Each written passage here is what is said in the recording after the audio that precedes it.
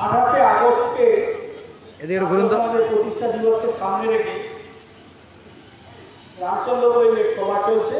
এই সভার সভাপতি এবং আমাদের বিভিন্ন নেতৃত্ব আছে এবং আমাদের আগামী দিনের ভবিষ্যৎ ছাত্ররা যারা আছে এবং এই বাজারে সমস্ত দোকানদার বন্ধুরা এবং প্রচলিত মানুষ সবাইকে অভিনন্দন জানিয়ে আমি কয়েকটি কথা বলছি এবং তার সঙ্গে সঙ্গে আমাদের রামচন্দ্রপুরে একাডেমি মার্কেটে কিছু দুর্বৃত্ত রাত্রে ঘোরাফেরা করছে, কিছু দোকানদারি ভাঙচুর করছে, সে ব্যাপারে সবাইকে আমি অ্যালার্ট করলাম এবং আমাদের যদি প্রশাসনের কোনো লোক থাকে বা আমরা প্রশাসনগতভাবে জানিয়ে দেবো যে এখানে রাত পাহারা দেওয়ার জন্য কোনো সেবিক বা কোনো পুলিশ যাতে রাখে সে ব্যাপারটা দেখবে।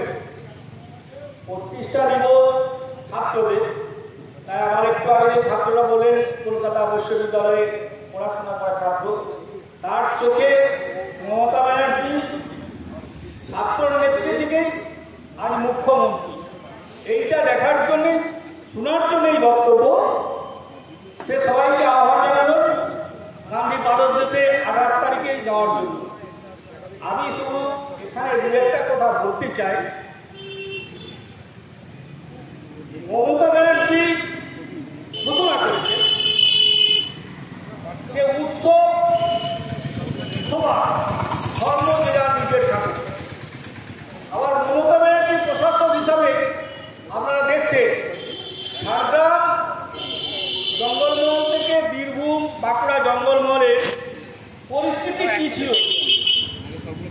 সকালবেলায় খবরের কাগজ খুললেই দেখতে পেতাম মাওবাদী 8 জনকে খুন করেছে, এই পুলিশ লুট করেছে, এই আমাদের আদাব সাময়িক বাহিনীকে মেরেছে। আর একদিকে দেখতে পেয়েছি দার্জিলিং বিমানবন্দরকে ছেড়ে দিতে হবে, আলাদা রাজ্য করবে। আলুওয়ালাকে নিয়ে এলো, ওদেরকে নিয়ে চলে গেল।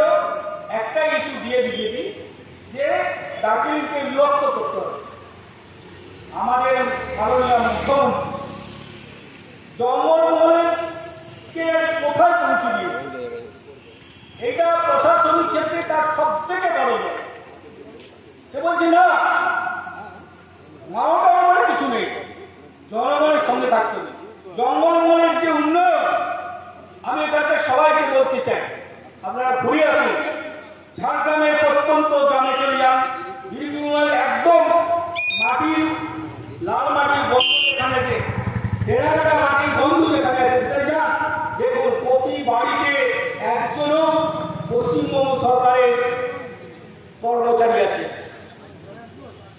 যে অন্যের জন্য, যে ভূমিকার জন্য তারা মানুষ খুন করতে ছিল, জমিদারদের মারতে ছিল, তারা আজ নিজের পায়ে দাঁড়িয়েছে, সংসারকে দাঁড় করিয়েছে। প্রসেনজিৎ ভাই বলছে স্বাস্থ্যসাথী সাইকেল নিয়ে জঙ্গলমহলে একটা গ্রাম থেকে একটা স্কুলকে যেতে অন্তত 8 মাইল 5 মাইল 7 মাইল ছিল। কি করে যাবে? না আছে বাসে, না আছে টেকার, না কিছু।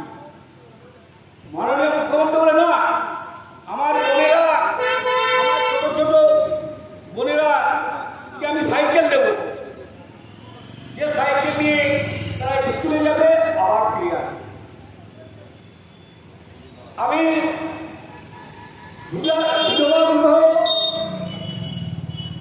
বন্ধ না করে বিধবাদের কিভাবে উন্নয়ন করা যায় সে আমি চেষ্টা করছি। এই পাহাড়ি অঞ্চলে বলছিলাম বিমলপুর, আমি জানেন পাহাড়ে তখন আমরা বেড়াতে যেতে দার্জিলিংয়ে ভয় করছি। আপনারা কি দেখলেন 11 সালের পর পাহাড় স্তব্ধ হয়ে গেল। বিমলপুর কলকাতায় এসে মমতা ব্যানার্জির পায়ে ধরে বাঁচাও আমাকে। না না, আমি দার্জিলিং চাই না, দার্জিলিং পশ্চিমবঙ্গের অবিভক্ত অংশ হিসাবে থাকুক। আমার পশ্চিমবঙ্গের সোনার মুখো দার্জিলিং, এখান থেকে আমরা সূর্যোদয় দেখি, এখান থেকে আমরা কাঞ্চনজঙ্ঘা পর্বতকে দেখতে পাই, সেখানকে আমি পশ্চিমবঙ্গ থেকে ভাগ করতে চাই না। দার্জিলিং স্তব্ধ হয়ে গেল।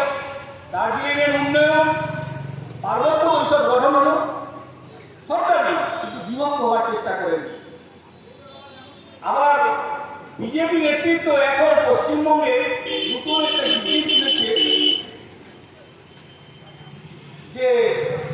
হিন্দু মুসলিমদের মধ্যে দ্বন্দ্ব বাড়াও, ধর্ম ধর্মের মধ্যে দ্বন্দ্ব বাড়াও, খ্রিস্টানদের মধ্যে দ্বন্দ্ব করো, খ্রিস্টানদের সঙ্গে শিখদের দ্বন্দ্ব করো। আমরা বলছি না, আমরা মেরে মাথা ফাটিয়ে দেব, আমাদের ব্যক্তি বলছি মেরে মাথা ফাটিয়ে দেব। আমরা ধর্মে ধর্মে কোনো দ্বন্দ্ব চাই না। ধর্ম আমার মনে থাক, সামনে দুর্গা পূজা আছে, উৎসব। এই উৎসবে, শারদীয়া উৎসবে সকল ধরনের মানুষ অংশগ্রহণ করুন।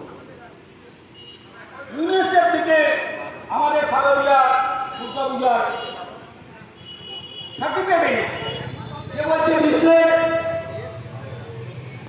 দ্বিতীয় নাম্বার উৎসব হচ্ছে শারদীয়া দুর্গা উৎসব। তা হয়তো যারা বিজেপি করে, হ্যাঁ কি করলো দেখুন, 1,10,000 টাকা দিয়েছে, বলছেন আপনারা যে ভোট খাবার জন্য ক্লাবে ক্লাবে দিয়েছে। আপনি কখন জনসভায় বলুন না, ক্লাবের ইয়াং ছেলেরা আপনাকে ভোট দেবে। দুর্গা পূজা কিছু ভোট খাওয়ার জন্য, এটা উৎসব, পশ্চিমবাংলার বিখ্যাত উৎসব এই দুর্গা পূজা। আমরা কেউ বলি পুজো করছি, কেউ বলি উৎসব করছি, তাই এটা চলছে। তবে আমরা সবাইকে আবার সাবধান করে দিচ্ছি, আমাদের বাজার যেসব দোকানদার আছে, আপনারা দোকান সম্বন্ধে সজাগ থাকুন।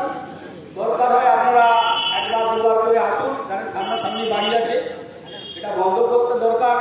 আর দুর্বৃত্তদের বলে দিচ্ছি, আমরা কিন্তু আমাদের বাজার কমিটির তরফ থেকে আমরা নাইট শিফটিং করেছি।